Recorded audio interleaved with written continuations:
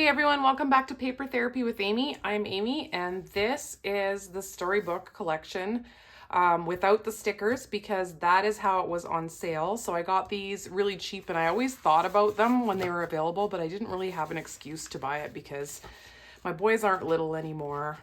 Other than my son sometimes like to paint me Dungeons and Dragons figurines, so I do have some plans for this paper here.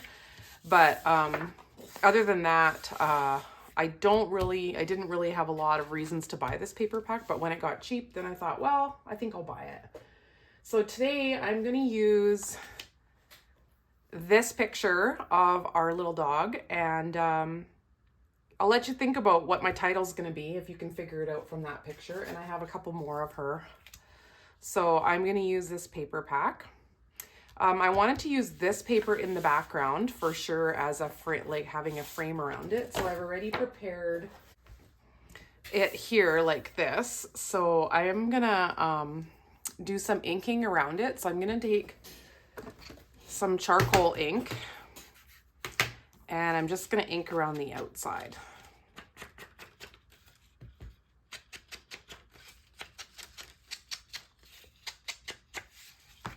Okay, and then I'm just gonna tack this down to my mat, my Versamat. So I was thinking I would go with this heart one.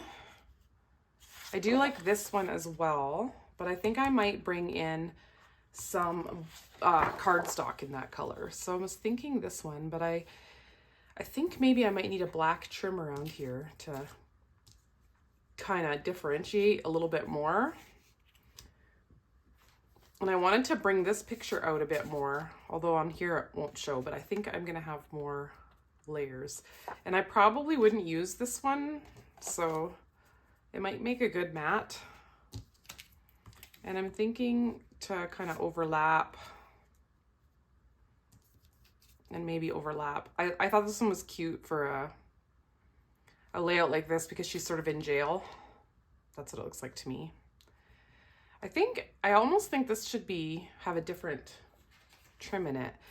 But since I'm doing kind of like a royal theme, have you guessed what it is yet?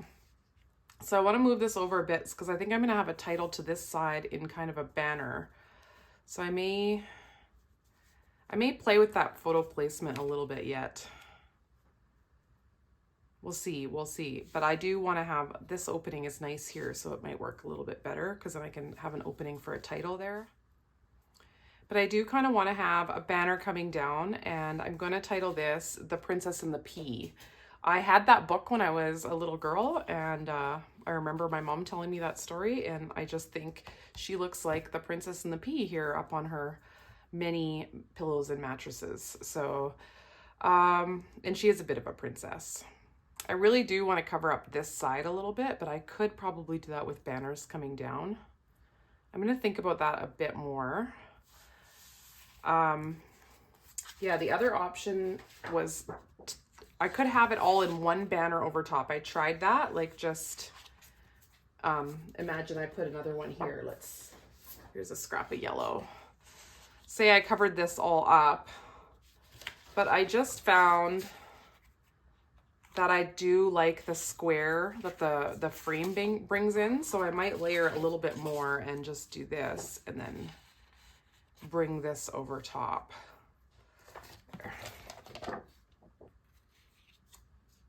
There we go. Perfect. Now maybe it'll be enough just to ink around this. All right. There's that. I barely have enough to... Well, I'll just leave it like that for now because you never know, I might want to flip it over.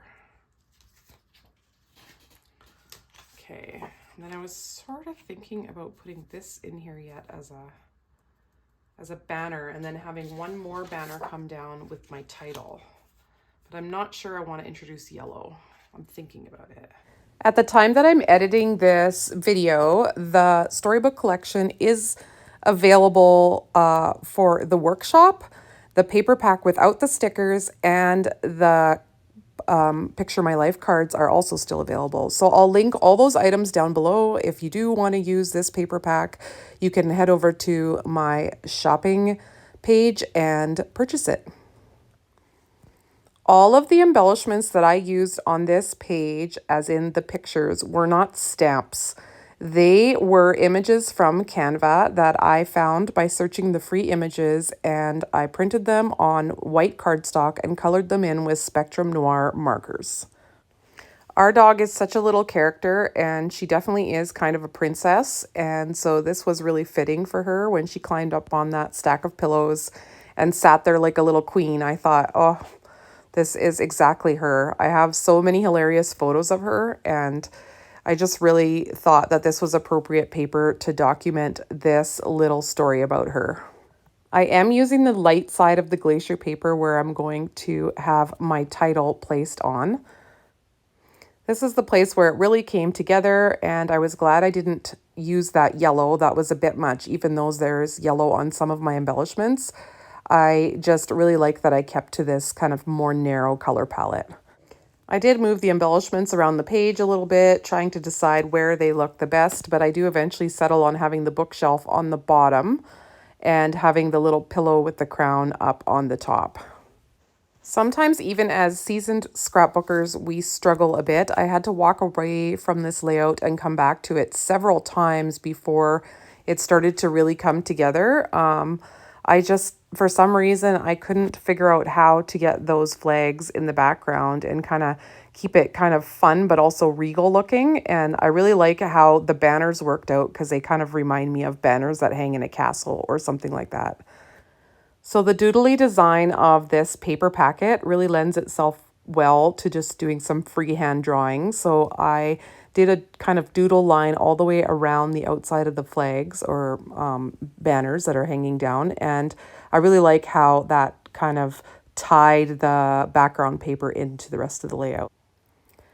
So I've glued these layers together, and I'm going to work on my title on the glacier piece of paper. So I'm just going to cut that down to the right size so that I can bring in my other Versamat and flip it over and use it for stamping, and then I can show you how I stamped the title. You know, this is a workhorse alphabet for me. So alphabet in this size, it's not available anymore, but Jennifer's Hand it's called. But this size, it's about 1/2 inch, I would say, because I don't really love my handwriting, and it just works great. And I really like it with the thin narrow block. Here it is. This block here. A trick to getting it straight can be, it's hard if you don't have your head above it, but if you put, there's a line on the block right here. I don't know if the new blocks have that, but the older blocks do. So I line up that line, and then it's easier for me to see it. I stamped my title one word at a time. I did these letters in the black, just the plain black ink that I have, and then I did some other lettering. This is the framework alphabet, also no longer available, but I wanted to color these letters in, so that's why I chose to use this one. And I used the intense black so I could use the alcohol markers to color them in and give them sort of an ombre look from left to right. This is the antique pink Spectrum Noir marker. Once I had them colored, I fussy cut the letters out, and in order to get the small inner parts, I used the crocodile to punch a hole, and then I cut from inside that little hole. The glacier banner needed a little something, so I used the Setting the Scene retired stamp set to kind of texturize it a bit. I did not stamp in the middle, but I just gave it a little bit of writing stamp all around the edges. I also added a doodle line around the edge, just as I did to the mist flag that's in the background of the pictures. So in case you don't know the story of The Princess and the Pea, it's I can give you the very short version. So there was a prince in a castle with his mom and dad, and this girl came to the door looking all disheveled. I can't exactly remember why she was so disheveled, but she claimed she was a princess, and they said she couldn't be a princess.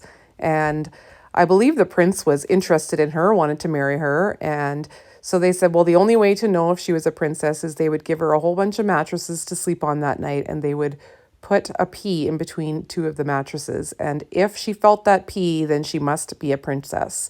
So in the morning, the princess said she slept terrible because there was a lump in her mattress. And then the prince could marry her because they knew that she was really a princess. So I've added some journaling strips here, and I can now add some journaling, and this layout is pretty well finished. As a finishing touch, I did add some black embellishments. Those brackets were actually wood grain, and I just inked them up on the back side so that they would be black. If you were inspired by this video, you know the drill. Hit that thumbs up button and subscribe to my channel if you haven't done so yet. Thanks so much for watching, and I'll catch you next time here on YouTube. Bye!